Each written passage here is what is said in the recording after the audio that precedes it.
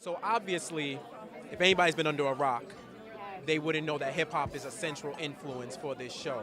You spoke earlier about going in after the show's already shot and watching it, and that's how you choose your compositions. Can you take me through that process? Because I just think it's ill.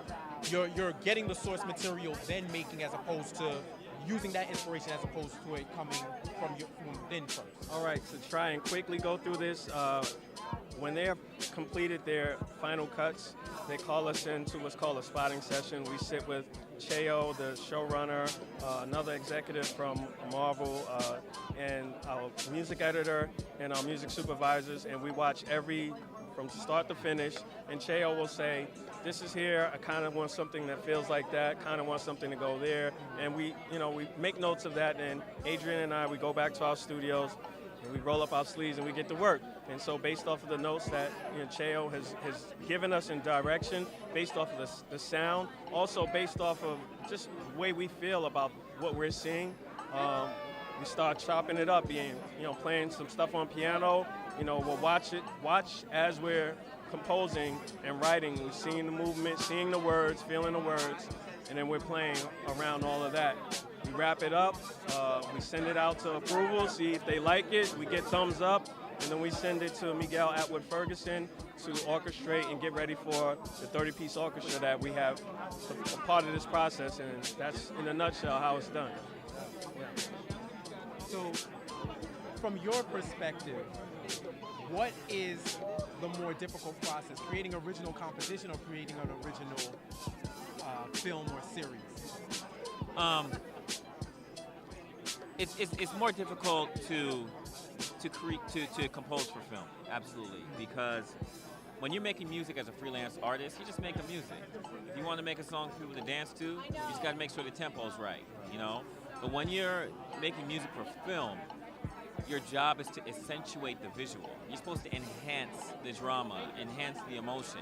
So that means there's only a certain set of chords, a certain set of melodies that you could use to help push that feeling. And not everybody knows how to tap into that. It takes time, and you got to really study what that really means. But like I said, with freelance, you're just making something that you think is dope, So applying that to film, it's not that easy, But not saying that anybody can't do it. Anybody can do it if they're disciplined and inspired to do it and work at it. But it's a whole new discipline for sure.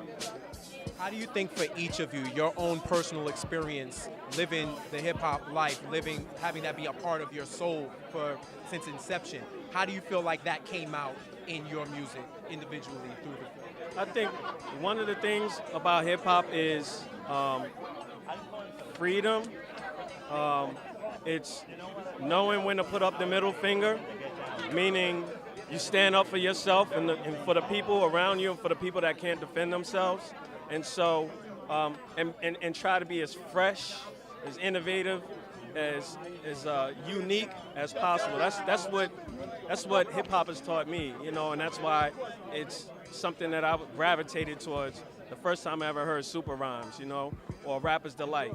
And so, but in addition to that, from the music perspective, is the matter of the break beat, and that's what we find that the best part of a song, and we build another universe from creative dreaming perspective, and we bring all of that middle finger, the uniqueness aspect in song form, and so that's what we did with the score.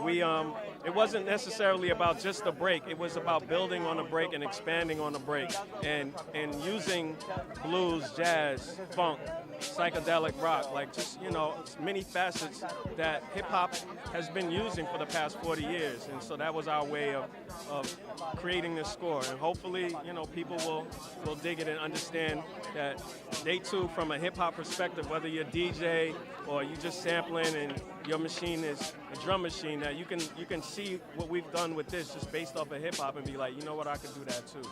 Yeah. So finally, Cheo selected Gang Starr title tracks as the title for every episode. If y'all had any input who would be the artist or group for season 2 to emulate those episode titles from? Tribe Called Quest. It'd be wrong if I said Too Short, right? That's nothing wrong. It's hip hop. Ain't nothing wrong. Yeah, no doubt. I mean, his titles, you can build a lot of stories off of those. Public Enemy, I'll say definitely Public Enemy. Yeah. What you guys got going on next? The next thing we got is our album, The Midnight Hour. So that's going to be out around the top of the year. Thank you so much. Is there any regret as Ghost that you think he would have? If somebody asked him today, what's something that you would change? Great question. Probably the level of selfishness, the level of narcissism. I think he is about himself.